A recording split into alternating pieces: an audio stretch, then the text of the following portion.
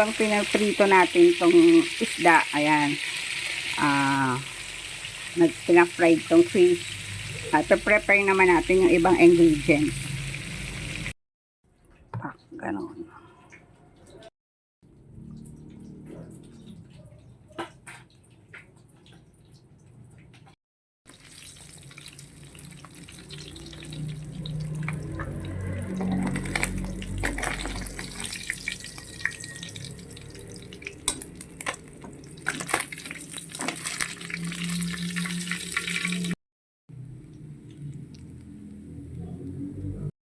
So, yan. Ilalagay natin ang luya doon sa pinagprituhan natin ng isda. So, yan.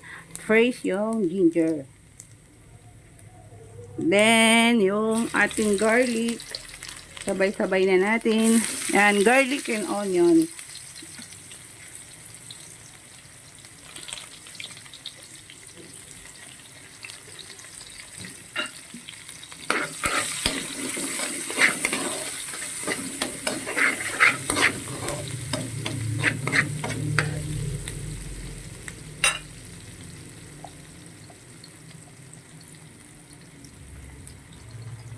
So, mayroon tayong leftover na green chili. So, i-mix na rin natin.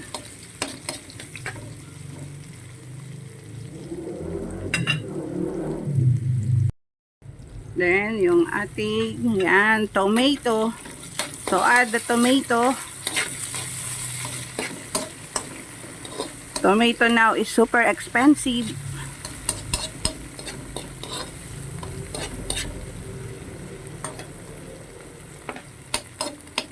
So, instead na 2 tomatoes, I put only 1 tomato because it's super expensive. So, next is I will put 4 tablespoons of fish fermented sauce. So, in Filipino, it's called bagoong isda.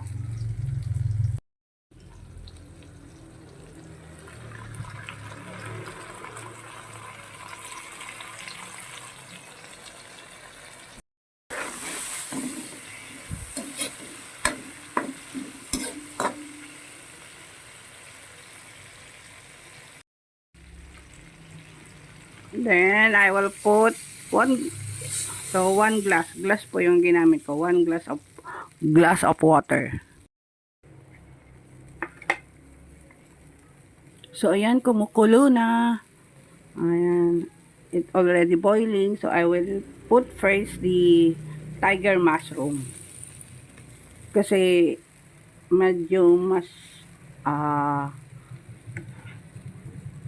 makunat or just like a little bit chewy, just like squid yung texture nung stem.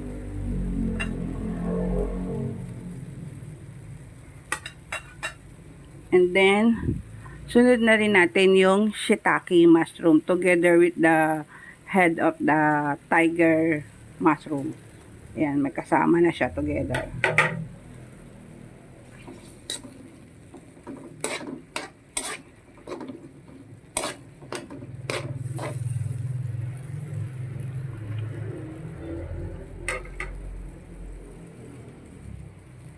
And I will put, ayan, ampalaya leaves.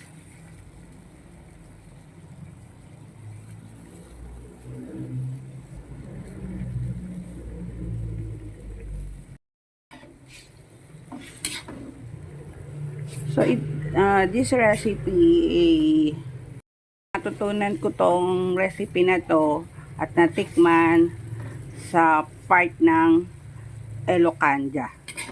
Ayan. Ayan.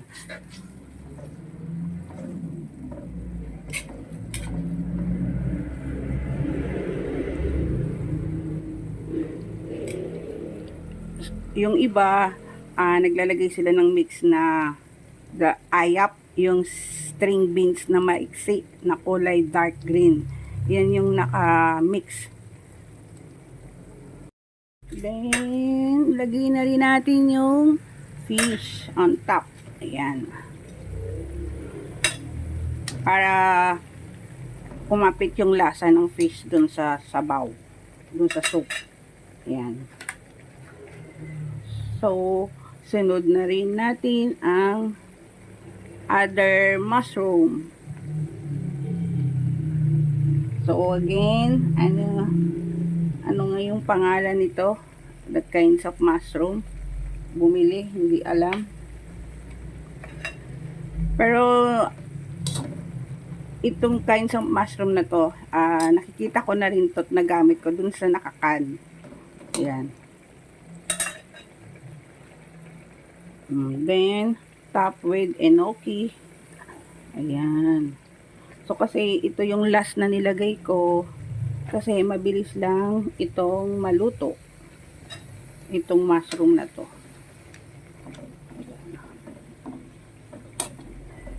And this is it, guys. Ito na yung aking Pinoy mushroom and ampalaya leaves recipe. I hope you like this recipe. So, try nyo to, guys. Pero alam, doon sa mga area na may nabibili o may hina-harvest na native mushroom, mas type ko yung native mushroom. Mas tastier, mas malasa po. Yan.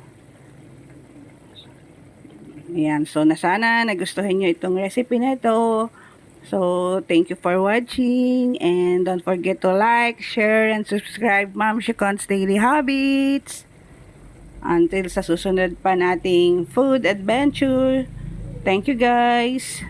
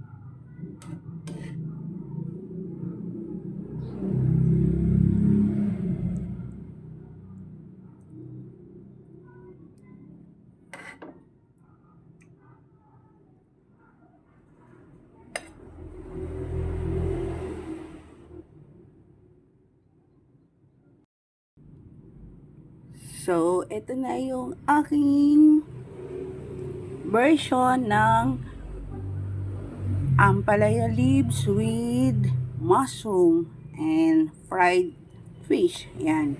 I use shiitake mushroom, enoki mushroom, and tiger mushroom. Tsaka yung isa nga na klase ng mushroom na ewan ko kung anong pangalan. So, yan, guys. Sana nagustuhan nyo itong recipe na to. So, yan po, posting ko na lang po yung recipe. Pero I'm sure yung mga Ilocano alam tong recipe na to.